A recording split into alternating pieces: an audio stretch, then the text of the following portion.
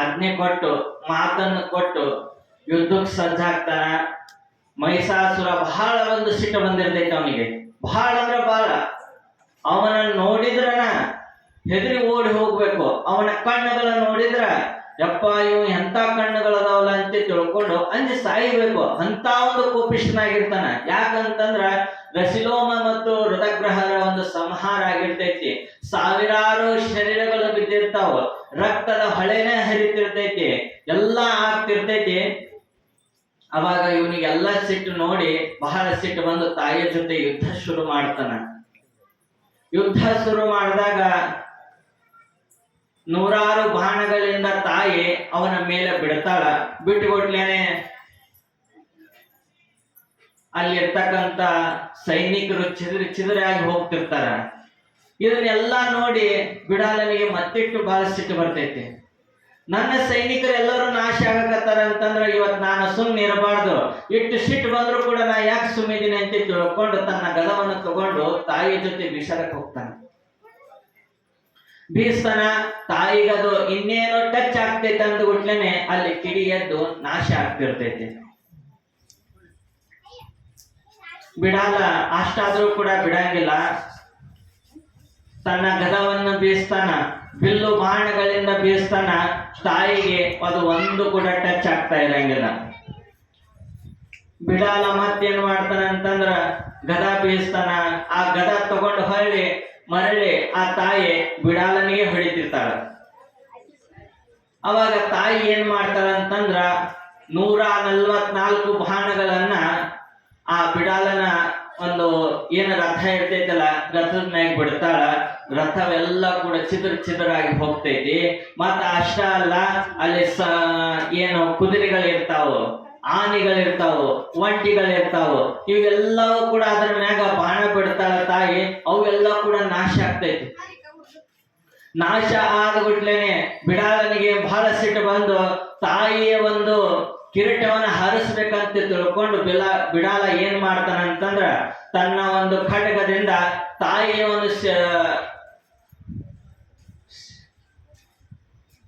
ಮೂರ್ತಿ ಏನ್ ಇರ್ತೈತಲ್ಲ ಅದ್ ತಲೆ ಮೇಲೆ ಆಗಿರ್ತಕ್ಕಂಥ ಕಿರೀಟವನ್ನ ಹಾರ್ಸಕ್ಕಂತ ಪ್ರಯತ್ನ ಮಾಡಿ ಇನ್ನೇನು ಕಿರೀಟವನ್ನು ಬೀಳಿಸ್ಬೇಕಂತನ ತಾಯಿ ಅವನ ಕುತ್ತಿಗೆಯನ್ನು ಹಿಡಿದುಕೊಂಡು ಆಕಾಶದತ್ತ ಮೇಲತ್ತ ಒಯ್ದು ತಳಗ ಒದಿತಾಳ. ಅವಾಗ ಬೀಳ್ತಾನ. ಬಿದ್ದುಗೊಟ್ಲೇನೆ ಸುಸ್ತು ಅನಿಸ್ತೈತಿ. 1-2 ನಿಮಿಷ ಸುಸ್ತಾಗಿ ಅಲ್ಲೇ ಮೂರ್ಛೆ ಬಿದ್ದು ಬಿಡ್ತಾನ. ಮೂರ್ಛೆ ಬಿದ್ದು ಬಿಡ್ಲೇನೆ ತನ್ನ ಸೈನಿಕರು ಏನ್ ಮಾಡ್ತಾರ ಅಂತಂದ್ರ ನಮ್ಮ ರಾಜನಿಗೆ ಹೊಡೆದನಂತ ತಿಳ್ಕೊಂಡು ಅವರು ಯುದ್ಧಕ್ಕೆ ಶುರುವಾದ ಹುಟ್ಲೇನೆ ತಾಯಿ ತನ್ನ ಖಡ್ಗದಿಂದ ಬೀಸಾಡಕ್ ಶುರು ಮಾಡಿದ ಹುಟ್ಲೇನೆ ಇವನು ಇನ್ನೂ ಮೂರ್ಛನಾಗಿ ಬಿದ್ದಿರ್ತಾನ. ಅತಿಯಾದ ಪ್ರೀತಿ ಅಂತಕ್ಕಂಥದ್ದು ನಮ್ಮೊಳಗೆ ಗುಣವನ್ನು ಹೊಂದಿರ್ತೈತಿ. ಈಗ ಯಾರಾದ್ರೂ ಒಬ್ಬ ವ್ಯಕ್ತಿ ನಾವು ಬಹಳ ಇಷ್ಟ ಆದ್ನಂತಂದ್ರ ಬಳ್ಳಮಳ ಹೇಳಾಕತ್ತೀವ ಅಂತಂದ್ರ ಅವನಿಗೆ ಸಿಟ್ಟು ಬರ್ತೈತಿ. ಎಟ್ರ ನಾವು ಕಾಳಜಿ ಮಾಡ್ತಾನ ಮರೆ ಇವನ್ ಕಾಲ ಸಾಕಾಗಿ ಬಿಟ್ಟೈತಿ ಅಂತೇಳಿ ನಾವು ಅಂತೀವಿ ಅವನಿಗೆ. ಯಾಕಂತಂದ್ರ ಅವನ ಮೇಲೆ ನಮ್ಮ ಮ್ಯಾಗ ಪ್ರೀತಿ ಇರ್ತೈತಿ. ಅತಿಯಾದ ಪ್ರೀತಿ ಒಳ್ಳೇದಲ್ಲ ಅಂತೇಳಿ ಹೇಳ್ತಾರ. ಒಬ್ಬ ರಾಜ ಏನ್ ಮಾಡ್ತಿದ್ನಂತಂದ್ರ ತನ್ನ ಆಸ್ಥಾನದೊಳಗ ದಿನನಿತ್ಯ ಕಾಯಕವನ್ನ ಮಾಡ್ಕೊಂತ ಯಾರಾದ್ರೂ ಯುದ್ಧ ಬಂತಂತಂದ್ರ ಯುದ್ಧವನ್ನು ಮಾಡ್ತಿರ್ತಾನ. ಯುದ್ಧ ಬಂದು ಒಟ್ಲೇನೆ ಒಂದು ಸಣ್ಣ ಸನ್ನಿವೇಶ ನೋಡ್ತಾನ. ಯುದ್ಧದ ಸಮಯದೊಳಗ ಯುದ್ಧ ನಡೀತಿರ್ತೈತಿ. ಅವಾಗ ಒಬ್ಬ ಸೈನಿಕನ ಸಣ್ಣ ಮಗು ಯುದ್ಧದಾಗ ಸತ್ತು ಹೋಗ್ತೈತಿ. ಇಂಥ ಒಂದು ಸಣ್ಣ ವಯಸ್ಸಿನಲ್ಲಿ ಮಗು ಸತ್ತು ಹೋಯ್ತಲ್ಲ, ಇನ್ನೂ ಜಗತ್ತನ್ನೇ ನೋಡಿಲ್ಲ, ಜಗತ್ತಿನಲ್ಲಿ ಆಗು ಹೋಗುವಗಳ ಬಗ್ಗೆ ತಿಳ್ಕೊಂಡಿಲ್ಲ, ಪ್ರೀತಿ ಅಂದ್ರೇನು, ಸಂಸ್ಕಾರ ಅಂದ್ರೇನು ಏನೆಲ್ಲವನ್ನು ಗೊತ್ತಿಲ್ಲ. ಇಂಥ ಯುದ್ಧದಾಗ ಮರಣ ಹೊಂತಲಪ್ಪ ಅಂತೇಳಿ ಬಹಳ ದುಃಖಿತನಾಗಿ ರಾಜ್ಯವನ್ನೇ ಬಿಟ್ಟು ಹೋಗ್ತಾನೆ. ಅವಾಗ ತಾಯಿ, ಆ ರಾಜ್ಯದ ಒಂದು ತಾಯಿ ಏನ್ ಮಾಡ್ತಾಳ ಅಂತಂದ್ರ ಹುಡುಕ್ಯಾಡ್ತಾಳ, ಸಿಗಂಗಿಲ್ಲ. ಮುಂದ ಹುಡುಕ್ಯಾಡ್ಕೊಂತ ಹೋಗ್ತಾಳ, ಸಿಗಂಗಿಲ್ಲ. ಆದ್ರ ತಾಯಿಗೆ ಅದು ಜವಾಬ್ದಾರಿ ವಹಿಸ್ತಾರ. ಆದ್ರ ರಾಜನ ಮಗನ ಜೋಪಾನ ಮಾಡ್ಕೊಂತ ಮುಂದೆ ಹೋಗ್ತಿರ್ತಾರ. ಅವಾಗ ತಾಯಿಗೆ ಮಗ ಬಹಳ ಪ್ರೀತಿಯವಾಗಿರ್ತಾನ. ಹಿಂಗ ತಾಯಿ ಮತ್ತು ಮಗ ದಾರಿಯೊಳಗೂ ಹೋಗ್ತಿರ್ತಾರ. ಹೋಗುವಂತ ಸಂದರ್ಭದಾಗ ಒಬ್ಬ ಮಗ್ಗಲಕ್ಕ ಹಣ್ಣಿನ ವ್ಯಾಪಾರಸ್ಥ ಬುಟ್ಟಿಯೊಳಗ ಹಣ್ಣು ಮಾಡ್ಕೊಂತ ಹೊಂಟಿರ್ತಾನ. ತಾಯಿ ಕೈಯಾಗ ಮಗನ ಇಟ್ಕೊಂಡು ನಡ್ಸ್ಕೊಂತ ಕರ್ಕೊಂಡ್ ಹೊಂಟಿರ್ತಾಳ. ಮಗನಿಗೆ ಕಾಲು ನೋಸ್ತಾವು, ಅದಕ್ಕ ಹೆಗಲ್ ಮ್ಯಾಗ ಇಟ್ಕೊಂತಾಳ ತಾಯಿ. ಅವನನ್ನ ಇಟ್ಕೊಂಡು ಹುಟ್ಲೇನೆ ಆಗ ಹೋಗುವಂತ ದಾರಿಯೊಳಗೆ ಹೋಗುವಂತ ಒಬ್ಬ ವ್ಯಾಪಾರಸ್ಥ, ಹಣ್ಣಿನ ವ್ಯಾಪಾರಸ್ಥ ಬುಟ್ಟಿಯೊಳಗ ಹಣ್ಣು ಇಟ್ಕೊಂತ ಮಾರ್ಕೊಂತ ಹೊಂಟಿರ್ತಾನ. ಅವಾಗ ಆ ಬುಟ್ಟಿಯೊಳಗ ಕೈ ಹಾಕಿ ಈ ಮಗ ಹಣ್ಣನ್ನ ತಗೊಂತಾನ. ತಗೊಂಡ್ ಬಿಟ್ಲೇನೆ ತಾಯಿ ಬೈಯಂಗಿಲ್ಲ, ಚಲೋ ಕೆಲಸ ಮಾಡಿ ಅಂತ ತಿಳ್ಕೊಂಡು ತಾಯಿ ಮತ್ತು ಮಗ ಆಸ್ಥಾನಕ್ಕೆ ಹೋಗ್ತಾರ. ಆಸ್ಥಾನಕ್ಕೆ ಹೋದ ಬಿಟ್ಲೇನೆ ಆ ಇಬ್ರು ಹಣ್ಣು ತಿಂದು ಖುಷಿ ಪಡ್ತಾರ. ಮುಂದ ಕೆಲವು ದಿನಗಳ ಆದ್ಮ್ಯಾಗ ಆ ಮಗನಿಗೂ ಕೂಡ ಬುದ್ಧಿ ಬಂತು. ತಾಯಿ ಬಹಳ ಪ್ರೀತಿಯನ್ನು ಮಾಡ್ತಿದ್ಲು. ಮಗ ಏನು ಬೇಡ್ತಾನ ಅದನ್ನೆಲ್ಲ ಕೊಡ್ತಿದ್ಲು. ಮಗ ಏನು ಬಯಸ್ತಾನಲ್ಲ ಅದನ್ನೆಲ್ಲವನ್ನ ತಂದು ಕೊಡ್ತಿದ್ಲು. ಅವನಿಗೆ ಯಾವುದೇ ರೀತಿಯಾದಂತ ದುಃಖ ಅನ್ನಬಾರ್ದು, ಕಷ್ಟ ಅನಿಸಬಾರ್ದು, ಎಲ್ಲಾ ರೀತಿಯಾದಂತ ಅತಿಯಾದ ಪ್ರೀತಿಯನ್ನು ತೋರ್ಸಕತ್ತಿದ್ಲು. ಮಗ ಬುದ್ಧಿ ಬಂದುಟ್ಲೇನೆ ತನ್ನ ಆಸ್ಥಾನವನ್ನ ಎಲ್ಲವನ್ನ ನೋಡಿದ. ಬಹಳ ದೊಡ್ಡ ಆಸ್ಥಾನ ಇತ್ತದ. ಇದಕ್ಕೆಲ್ಲ ರಾಜ್ಯ ನಾನ ಆಗ್ಬೇಕಂತ ತಿಳ್ಕೊಂಡು ಬಿಟ್ಲೇನೆ ರಾಜ್ಯನೂ ಆದ ಬಿಟ್ಲೇನೆ ತನ್ನ ಹೆಂಡತಿಯ ಒಂದು ಮಾತನ್ನ ಕೇಳಿ ನಿನ್ನ ತಾಯಿಗೆ ಹೊರ ಕಳಿಸ್ಬೇಕು ಅಂತ ತಿಳ್ಕೊಂಡು ಹೆಂಡತಿ ಮಾತು ಕೇಳಿ ತನ್ನ ಮಗನನ್ನ, ಹೆಂಡತಿ ಮಾತು ಕೇಳ್ತಾನ ಮಗ. ಕೇಳಿದ ಬಿಟ್ಲೇನೆ ಅವಾಗ ತಾಯಿಗೆ ಹೊಡಿತಾನೆ. ಹೊಡೆದು ಬಿಟ್ಲೇನೆ ಅಷ್ಟ ಹೊಡೆಯಂಗಿಲ್ಲ, ರಾಜ್ಯದಿಂದ ಹೊರಗೆ ಹಾಕ್ತಾನೆ. ಹೊರಗೆ ಹಾಕಿಬಿಟ್ಲೇನೆ ಅವಾಗ ತಾಯಿ ಅನ್ಕೊಂತಾಳ, ಮಗ ಹೊಡೆದ ಚಿಂತಿಲ್ಲ, ಇವನು ಸಣ್ಣವಿದ್ದಾಗ ನಾನು ಒಂದಿಷ್ಟು ಸಂಸ್ಕಾರ ಅಂತಕ್ಕಂಥದ್ದು ಕಲಿಸಿದ್ನಿ ಅಂತಂದ್ರ, ಮತ್ತ ಆ ಹಣ್ಣು ತಗೋಬೇಕಾದ್ರ ಬಡದ ನಾನು ಅಂತ ಹಣ್ಣನ್ನು ತಗೋಬಾರದು. ಅಂತ ಹಣ್ಣು ತಗೊಂಡಿ ಅಂದ್ರೆ ಪಾಪ ಅವ್ರಿಗೆ ನುಕ್ಸಾನ ಆಗ್ತೈತಿ. ಅವ್ರೇನೋ ಹಣ್ಣಿನಿಂದ ಜೀವನ ನಡೆಸ್ತಿರ್ತಾರ, ಅದನ್ನೇ ತಗೋಬಾರದು ಅಂತೇಳಿ ಬಡದ ಬುದ್ಧಿ ಹೇಳಿದ್ನಿ ಅಂತಂದ್ರ ಇವತ್ತ ನನಗೆ ಈ ಪರಿಸ್ಥಿತಿ ಬರ್ತಿತ್ತಿಲ್ಲ ಅಂತೇಳಿ ತಾಯಿ ಪಶ್ಚಾತ್ತಾಪ ಪಡ್ತಾಳೆ. ಮಗನ ಬಡ್ದಾನ ಅಂತಂದ ಮ್ಯಾಗ ಏನ್ ಮಾಡಕ್ ಬರಂಗಿಲ್ಲ. ತಾಯಿ ಬಿಟ್ಟು ಹೋಗ್ತಾಳ. ಕೇವಲ ತಾಯಿ ಅವತ್ತು ಸಣ್ಣವಿದ್ದಾಗ ಏನಾದ್ರೂ ಒಂದಿಷ್ಟು ಸಂಸ್ಕಾರ ಅಂತಕ್ಕಂಥದ್ದು ಕೊಟ್ಟಿದ್ಲ ಅಂತಂದ್ರ, ಹಣ್ಣು ಅಂತಕ್ಕಂಥದ್ದು ತಗೋಬೇಡಪ್ಪ ಅಂತ ತಿಳ್ಕೊಂಡು 2 ಮಾತು ಬಡದಿಲ್ಲ ಅಂತಂದ್ರ, ಸಿಕ್ಕಿನಿಂದ ಮಾತಿನಿಂದ ಬಡದಿಲ್ಲ ಅಂತಂದ್ರ ಇವತ್ತು ಅವರಿಗೆ ಹೊರಗೆ ಹೋಗುವಂತ ಪರಿಸ್ಥಿತಿ ಬರ್ತಿದ್ದಿಲ್ಲ. ಅತಿಯಾದ ಪ್ರೀತಿ ತೋರಿಸಿದಕ್ಕ, ಅತಿಯಾದ ನಂಬಿಕೆ ಇಟ್ಟಿದಕ್ಕ, ಸಂಸ್ಕಾರ ಕೊಡ್ಲಾರ್ದಕ್ಕ ಇವತ್ತಿನ ಪರಿಸ್ಥಿತಿ ಆಯ್ತು. ನಾವು ದೇವಿ ಪುರಾಣ ಅಂತಕ್ಕಂಥದ್ದು ಯಾಕೆ ಕೇಳಬೇಕು? ಅದರಿಂದ ಏನ್ ಯೂಸ್ ಐತಿ, ಅದು ಎದಕ್ಕೆ ಲಾಭ ಐತಿ ಅನ್ನೋದಕ್ಕೆ ಒಂದು ಸಣ್ಣ ಉದಾಹರಣೆ ಹೇಳ್ತೀನಿ. ನಾವು ದೇವಿ ಪುರಾಣ ಕೇಳಬೇಕಂತಂದ್ರ ಒಂದಿಷ್ಟು ನಾವು ಪುಣ್ಯವನ್ನು ಮಾಡಿರ್ಬೇಕು. ಇಷ್ಟು ಜನ ಕುಂತೀವಂತಂದ್ರೆ ನಾವು ಎಲ್ಲರೂ ಪುಣ್ಯವಂತರಂತ ತಿಳ್ಕೊಬೇಕು. ತಿಳಿಲಿ ಬಿಡ್ಲಿ, ಒಟ್ಟು ಕೇಳಾಕತ್ತೀವಲ್ಲ ಆನಂದ ಐತಿ ಅಷ್ಟ ತಿಳ್ಕೊಬೇಕು. ಒಬ್ಬ ಮನುಷ್ಯ ದಿನನಿತ್ಯ ಪ್ರವಚನಕ್ಕೆ ಬರ್ತಿದ್ದ. ದೇವಿ ಪುರಾಣ ಅಂತಕ್ಕಂಥವ್ರು ಒಬ್ಬ ಗುರುಗಳು ಹೇಳಾಕತ್ತಿದ್ರು. ಲಾಸ್ಟ್ ಚೇರಿ ಕುಂದಿರ್ತಿದ್ ನಾವು. ಲಾಸ್ಟ್ ಚೇರಿ ಕುಂತು ಕೇಳ್ತಿದ್ದ. ಬಹಳ ಆನಂದ ಅನಿಸ್ತಿತ್ತು. ಮತ್ತ ದಿನನಿತ್ಯ ಬಂದು ಪ್ರಸಾದ ಮಾಡವ, ದೇವಿ ಪುರಾಣ ಕೇಳವ. 9 ದಿನ ಆದ ಮ್ಯಾಗ ಒಬ್ಬ ಮಾಟ ಮಂತ್ರ ಮಾಡುವಂತ ವ್ಯಕ್ತಿಯನ್ನ ದಾರಿ ಒಳಗೆ ಹೊಂಟಿರ್ಬೇಕಾದ್ರೆ ಸ್ಮಶಾನದಾಗ ಒಬ್ಬ ಮಾಟ ಮಂತ್ರ ಮಾಡಕತ್ತಿದ್ದ. ಅವ ಒಂದು ಮಂತ್ರ ಹೇಳೋದು ಬಿಟ್ಲೇನೆ ಅವನ ಮುಂದೆ 4 ದೇವಗಳು ಪ್ರತ್ಯಕ್ಷ ಆಗ್ತಿದ್ದು. ಇದೇನಿದು ಬಹಳ ಆಶ್ಚರ್ಯ ಐತಲ್ಲ, ದೇವಿ ಪುರಾಣದಾಗ ಏನಿಲ್ ಬಿಡು ಅಂತ ತಿಳ್ಕೊಂಡು ಅವ ಏನ್ ಮಾಡ್ದಂತಂದ್ರ ಆ ಮಾಟ ಮಂತ್ರ ವ್ಯಕ್ತಿ ಹತ್ರ ಹೋದ.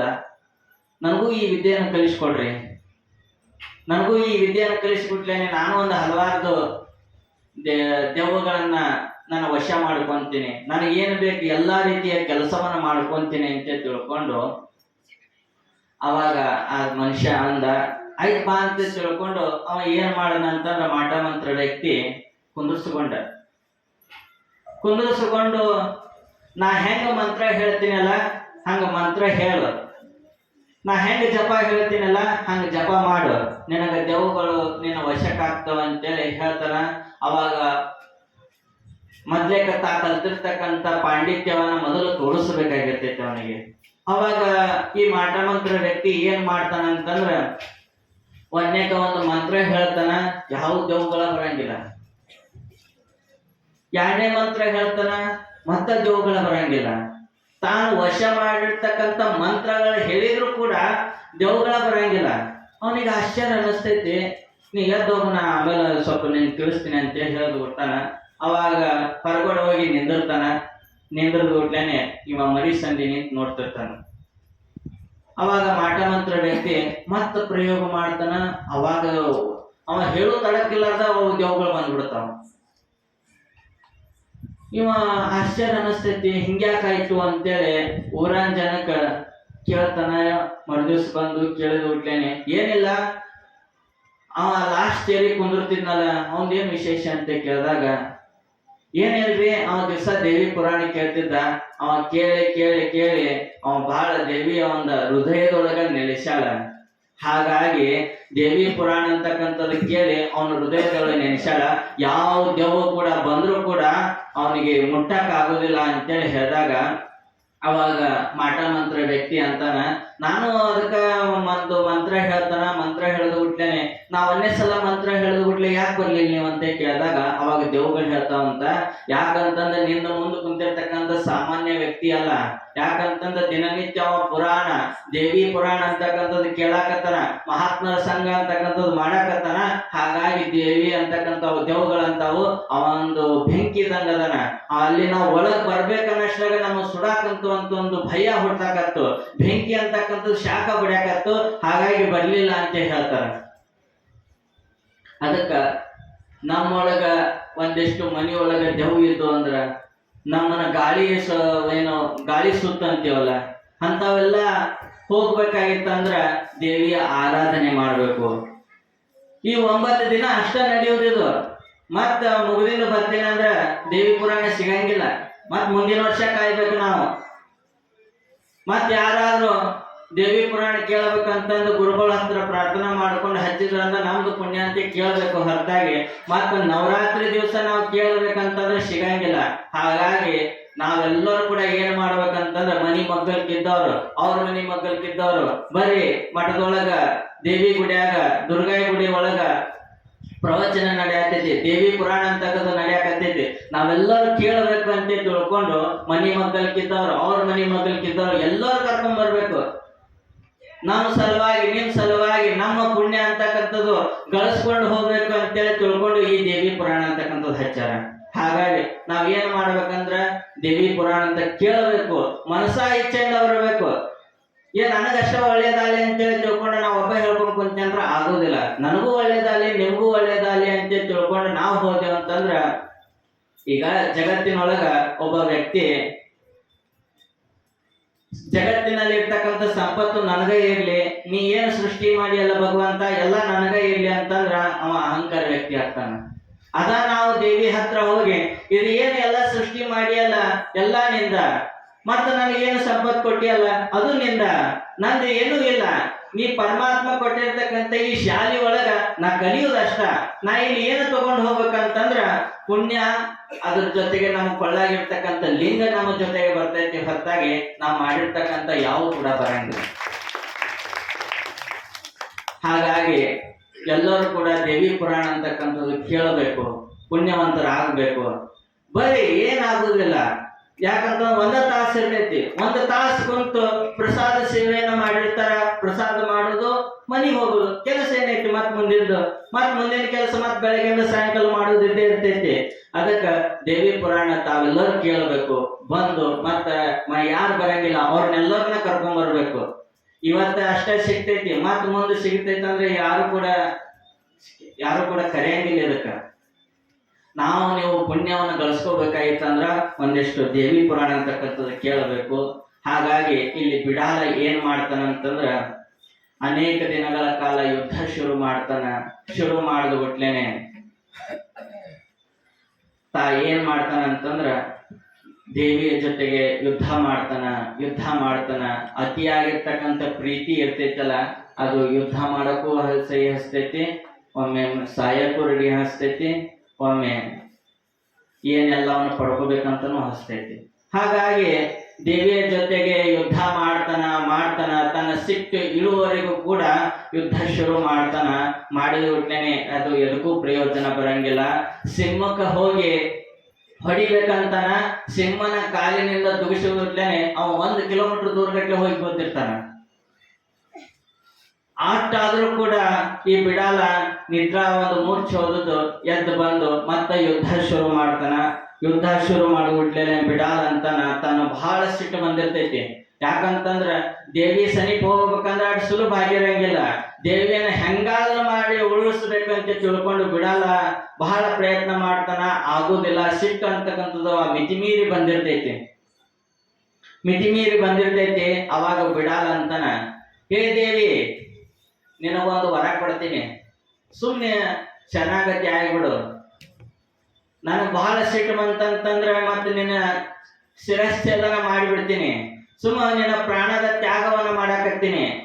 ನಿನ್ನ ಜೀವ ಉಳಿಸಿಕೊಂಡು ಶರಣಾಗತಿಯಾಗಿ ನಿನ್ನ ಲೋಕಕ್ಕೆ ಹೋಗಿಬಿಡು, ನಮ್ಮ ರಾಕ್ಷಸರ ಕುಲ ಬೆಳೆಸಕ್ ಬಿಡು ಅಂತ ತಿಳ್ಕೊಂಡು ದೇವಿಗೆ ವರ ಕೊಡಕ್ ಹೋದ್ನವ. ಅವಾಗ ದೇವಿಗೆ ಎಲ್ಲಿಲ್ಲ ಇರ್ತಕ್ಕಂಥ ಸಿಟ್ಟು ಬಂದು ತನ್ನ ಶಿವನ ಒಂದು ತ್ರಿಶೂಲವನ್ನ, ದೇವೇಂದ್ರನ ಒಂದು ವಜ್ರಾಯುಧವನ್ನ ಎಲ್ಲವನ್ನು ಒಂದುಗೂಡಿಸಿ ಆ ಬಿಡಾಲನ ತಲೆಯ ಮೇಲೆ ಹೊಡಿತಾಳ.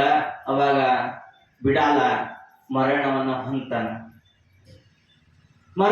ಹೊಂದ್ಬಿಟ್ಲೇನೆ ಎಲ್ಲಾ ಸೈನಿಕರಿಗೆ ಬಹಳ ದುಃಖ ಅನಿಸ್ತೈತಿ.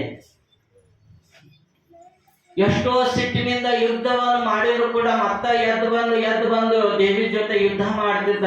ನಮ್ಮ ಮುಖ್ಯಸ್ಥರ ಸತ್ತು ಹೋದಾನಂತಂದ್ರ ನಾವು ಯಾಕೆ ಉಳಿಯೋದು ಬಿಡು ಅಂತ ತಿಳ್ಕೊಂಡು ಎಲ್ಲಾ ಸೈನಿಕರು ಓಡಿ ಹೋಗ್ಬಿಟ್ಲೇನೆ ಅವಾಗ ಮಹಿಷಾಸುರನಿಗೆ ಬಹಳ ಸಿಟ್ಟು ಬರ್ತೈತಿ. ಆ ಸಿಟ್ಟ ಮತ್ತೆ ಏನಾಗ್ತೈತಿ ಅನ್ನೋದು ಸಂಗೀತ ಮೂಲಕ ಒಂದು ತಿಳಿಸ್ಕೊಳ್ಳೋಣ ಅಂತ ಹೇಳಿ ಒಂದು ಸಂಗೀತವನ್ನು ನಡೆಸಿಕೊಡ್ಬೇಕು. ಹೇಳ್ತಾರ, ಮಮಕಾರದಿಂದ ಮಿಕ್ಕಿನ ಬಂಧನ ಮುಂಟೆ ಅಂತ ಹೇಳ್ತಾರೆ. ಈ ಮಮಕಾರ ಅಹಂಕಾರ ಇವು ಏನದಾವಲ್ಲ, ಈ ಬಂಧನದೊಳಗೆ ನಾವು ಏನಾದ್ರೂ ಸಿಲ್ಕೊಂಡು ಬಿಟ್ಟೇವಂತಂದ್ರ ಮತ್ತ ಬೇಲಿ ಹಾಕಿದ್ರು ನಾವು ಅದರ ಜಿಗಿದು ಬರ್ತೀವಿ. ಆದ್ರೆ ಈ ಬಂಧನದೊಳಗೆ ಸಿಗ್ಲುಕೊಂಡ ಅಂತಂದ್ರ ಅಷ್ಟು ಸುಲಭವಾಗಿ ಹೊರಗೆ ಬರಕ್ ಆಗುವುದಿಲ್ಲ. ಅತಿಯಾದ ಪ್ರೀತಿನೂ ಕೂಡ ಬಹಳ ಒಳ್ಳೆಯದಲ್ಲ. ಆ ಪ್ರೀತಿನೇ ಈ ಬಿಡಾಲ ಎಲ್ಲವನ್ನ ಮುಗಿಸಬೇಕಂತೆ ತಿಳ್ಕೊಂಡು ಯುದ್ಧ ಮಾಡಕ್ ಹೋದ. ತಾಯಿ ಸಂಹಾರ ಮಾಡಿದ್ಲು. ಒಬ್ಬ ತಾಯಿ ದಾರಿ ಒಳಗ ಒಂದು ಸಣ್ಣ ಮುಂಗ್ಲಿ ಮುಕ್ಕೊಂಡಿತ್ತು. ಅದು ಮುಂಗ್ಲಿ ತಾಯಿ ಅದು ಅಲ್ಲೇ ಬಿಟ್ಟು ಹೋಗಿತ್ತು. ಅವಾಗ ಆ ಮುಂಗ್ಲಿಯನ್ನ ತಾಯಿಗೆ ಸಿಕ್ಕಿದ ಕೂಡಲೇ ಮನಿ ತಗೊಂಡು ಹೋದ್ಲಕ್ಕೆ ಬಹಳ ಪ್ರೀತಿಯಿಂದ ಸಾಕಿದ್ಲು. ಅದನ್ನ ಬಹಳ ಅಂತಂದ್ರ ಮಗನಕ್ಕಿಂತಲೂ ಹೆಚ್ಚಾಗಿ ಪ್ರೀತಿಯಿಂದ ಸಾಕಿದ್ಲು. ಆಕಿ ಬಾ ಅಂತಂದ್ರ ಓಡಿ ಬರ್ತಿತ್ತು, ಮಲ್ಕೊ ಅಂದ್ರ ಮಲ್ಕೊಂತಿತ್ತು, ಜಿಗೆ ಅಂದ್ರೆ ಜಿಗಿತಿತ್ತು. ಅಷ್ಟು ಪ್ರೀತಿಯಿಂದ ಸಾಕಿದ್ಲು. ಒಂದು ದಿನ ಬೇರೆ ಊರಿಂದ ತನ್ನ ಮಗಳ ಒಂದು ಮಗು ಆಗಿತ್ತು. ಆ ಮಗುವನ್ನ ಮನೆಯಾಗಿಟ್ಟು ನೀರು ತರಕಂತೇಳಿ ಹೋಗಿರುವಂತ ಸಂದರ್ಭದಾಗ ಮುಂಗ್ಲಿನೂ ಮನೆಯಾಗಿತ್ತು ಮತ್ತ ಮಗುನು ಮನೆಯಾಗಿತ್ತು. ಇವರಿಬ್ರು ಹೊರಗಡೆ ಹೋಗಿದ್ರು. ತಾಯಿನೂ ನೀರು ತರಕ್ ಹೋಗಿದ್ಲು, ಆಕಿನ ಜೊತೆ ಮಾತು ಕಟ್ಯಾಕ ಅಂತೇಳಿ ಈಕಿನೂ ಹೋಗಿರುವಂತ ಸಂದರ್ಭದಾಗ ಏನಾಗತ್ತಂದ್ರ ಮಗು ಹತ್ರ ಒಂದು ಹಾವು ಬರ್ತೈತಿ. ಹಾವು ಬಂದ್ಬಿಡ್ಲೇನೆ ಅವಾಗ ಮುಂಗ್ಲಿ ನಮ್ಮ ಈ ಸಣ್ಣ ಪುಟ್ಟ ಮಗುಗೆ ಹಾನಿ ಮಾಡ್ತೈತೆ ಅಂತ ತಿಳ್ಕೊಂಡು ಆ ಮುಂಗ್ಲಿ ಏನ್ ಮಾಡ್ತೈತೆ ಅಂದ್ರ ಕಡ್ದು ಹಾಕ್ತೈತಿ.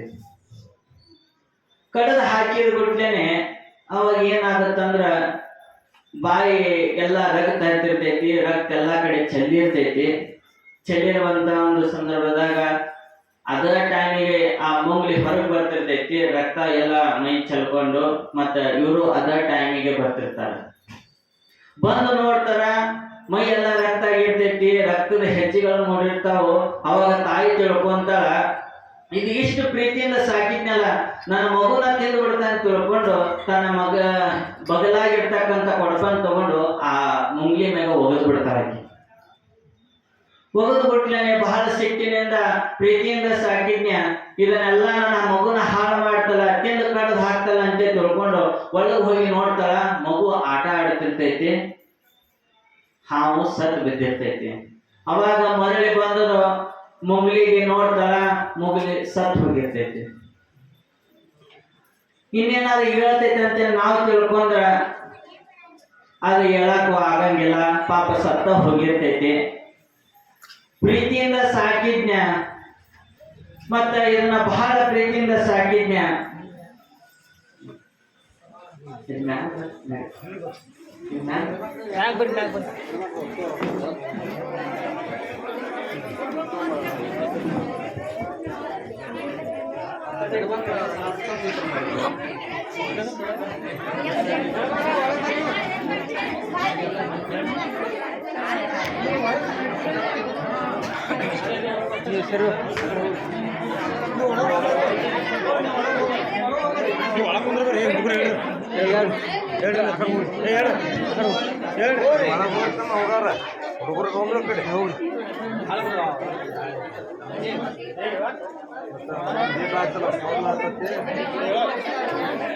ತಿಳ್ಕೊಂಡು ಹೊಡೆದ್ ಬಿಟ್ನಲ್ಲ, ಸಾಯಿ ಹೊಡೆದ್ ಬಿಟ್ನಲ್ಲ ಅಂತ ತಿಳ್ಕೊಂಡು ಪಶ್ಚಾತ್ತಾಪ ಪಡ್ತಾಳ. ಅದಕ್ಕ ಜೀವನದಾಗ ಅತಿಯಾದ ಪ್ರೀತಿ ತೋರಿಸಬಾರ್ದು. ತೋರಿಸಿದೇವ ಅಂತಂದ್ರ ಅದು ನಮಗ ಹಾನಿ ಆಗಿಬಿಡ್ತೈತಿ. ಎಷ್ಟು ಪ್ರೀತಿ ತೋರಿಸ್ಬೇಕು ಅಷ್ಟ ಪ್ರೀತಿ ತೋರಿಸಿದೇವ ಅಂತಂದ್ರ ಅದು ನಮಗೂ ಒಳ್ಳೇದು, ಮತ್ತೊಬ್ಬರಿಗೆ ಒಳ್ಳೇದು, ಬಹಳ ಚಂದಾಗಿ ಜೀವನ ನಡೀತೈತಿ. ಇವ ಬಿಡಾಲ ಯುದ್ಧ ಮಾಡಬೇಕಂತ ತಿಳ್ಕೊಂಡು ಮಾಡಿದ, ತಾಯಿ ಹತ್ರ ಸಂಹಾರ ಮಾಡಿದ ಒಟ್ಲೇನೆ ಇದು ಮಹಿಷಾಸುರನಿಗೆ ಗೊತ್ತಾಯ್ತು. ಮಹಿಷಾಸುರನಿಗೆ ಗೊತ್ತಾಗೋದ್ಲೇನೆ ಬಹಳ ಕೋಪಿಷ್ಠನಾದ. ರಸಿಲೋಮ ಹೋದ, ರುದ್ರಗ್ರಹ ಹೋದ, ಮಧು ಮತ್ತು ಕೈಟಂಬರು ಹೋದ್ರು, ಇವರೆಲ್ಲ ಹೋದ್ರು. ನನ್ನ ಸ್ನೇಹಿತರು, ನನ್ನ ಮಂತ್ರಿಗಳು ಇವರೆಲ್ಲರೂ ಕೂಡ ಹೋದ್ರಲ್ಲ. ಬಹಳ ಸಿಟ್ಟು ಬಂತು ದೇವಾನ್ ದೇವತೆಗಳ ಮ್ಯಾಗ, ತಾಯಿ ಮ್ಯಾಗ. ಯುದ್ಧದ ಭೂಮಿ ಬರ್ತಾನ. ಯುದ್ಧದ ಭೂಮಿ ಬಂದಾಗ ಅವಾಗೆಲ್ಲ ರಕ್ತದ ಹೊಳೆ ಹರಿತಿರ್ತೈತಿ, ಮತ್ತ ಅನೇಕ ರುಂಡುಗಳು ಬಿದ್ದಿರ್ತಾವ, ಶರೀರ ಬಿದ್ದಿರ್ತಾವ, ಹೆಪ್ಪುಗಟ್ಟಾಗಿರ್ತಕ್ಕಂಥ ರಕ್ತ ಬಿದ್ದಿರ್ತೈತಿ. ಎಲ್ಲ ನೋಡ್ತಾನ. ನನ್ನ ರಾಕ್ಷಸರು, ನನ್ನ ಅಣ್ಣ ತಮ್ಮಂದಿರು, ನನ್ನ ಮಂತ್ರಿಗಳು ಇವರೆಲ್ಲ ನನ್ನ ಬಂಧುಗಳಿದ್ದಂಗ, ಇವ್ರನ್ನೆಲ್ಲ ಕಳ್ಕೊಂಡೆಲ್ಲ ಅಂತ ತಿಳ್ಕೊಂಡು ಒಂದ್ ತಕ್ಕ ದುಃಖ ಇದ್ರ ಇನ್ನೊಂದ್ ತಕ್ಕ ಸಿಟ್ಟು ಬರ್ತಿರ್ತೈತಿ. ಈ ಮಹಿಷಾಸುರನಿಗೆ ಅಷ್ಟ ಮದಗಳಿದ್ದು. ಯಾವ ಮದ ಹೇಳ್ರಿ? ಧನ ಇತ್ತಂದ್ರ ಧನದ ಮದ ಇರ್ತೈತಿ, ಮನಿ ಇತ್ತಂದ್ರ ಮನದ ಮದ ಇರ್ತೈತಿ, ಐಶ್ವರ್ಯ ಇತ್ತಂದ್ರ ಐಶ್ವರ್ಯದ ಮದ ಇರ್ತೈತಿ, ಆಸ್ತಿ ಇತ್ತಂದ್ರ ಆಸ್ತಿ ಮದ ಇರ್ತೈತಿ, ವಿದ್ಯೆ ಇತ್ತಂದ್ರ ವಿದ್ಯೆದ ಮದ ಇರ್ತೈತಿ, ಶಕ್ತಿ ಇತ್ತಂದ್ರ ಬಲವಾಟಾಗಿರ್ತಕ್ಕಂಥ ಶಕ್ತಿ ಇತ್ತಂದ್ರ ನನ್ನಲ್ಲಿ ಪರಾಕ್ರಮ ಇತ್ತಂತೆ ಅದ್ರದ್ ಮದ ಇರ್ತೈತಿ. ಇಷ್ಟೆಲ್ಲ ಮದವನ್ನು ತುಂಬಿರ್ತಕ್ಕಂಥವನು ಯಾರಂತಂದ್ರ ಮಹಿಷಾಸುರ. ಬಹಳ ಸಿಟ್ಟು ಬರ್ತೈತಿ ಅವನಿಗೂ. ಯುದ್ಧ ಮಾಡೇ ಬಿಡ್ಬೇಕು, ನನ್ನ ಅಣ್ಣ ತಮ್ಮಂದಿರನ್ನ, ನನ್ನ ಮಂತ್ರಿಗಳನ್ನ, ಈ ಎಲ್ಲವನ್ನ ಸಂಹಾರ ಮಾಡಿದಕ್ಕೆ ಮೇನ್ ತಾಯಿ. ಸ್ವರ್ಗ ಲೋಕವನ್ನ ಪಡ್ಕೊಂಡೆ, ದೇವಾನ್ ದೇವತೆಗಳನ್ನ ಹೆದರಿಸಿ ಬೇರೆ ಲೋಕಕ್ಕೆ ಕಳಿಸಿದೆ.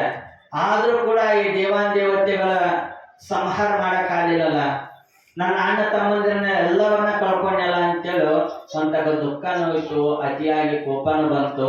ಯುದ್ಧಕ್ಕೆ ಸಜ್ಜಾಗ್ರಿ ಅಂತ ಹೇಳ್ಕೊಂಡು ತಾಯಿಗ ಆಹ್ವಾನಿಸಿದ.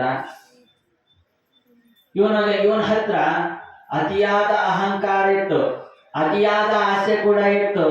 ಅತಿಯಾಗಿರ್ತಕ್ಕಂಥ ಎಲ್ಲಾ ರೀತಿಯ ಇವು ಅರ್ಷಡ್ ವರ್ಗಗಳಂತ ಏನದಾವಲ್ಲ, ಕಾಮ, ಕ್ರೋಧ, ಲೋಭ, ಮೋಹ, ಮದ, ಮತ್ಸರ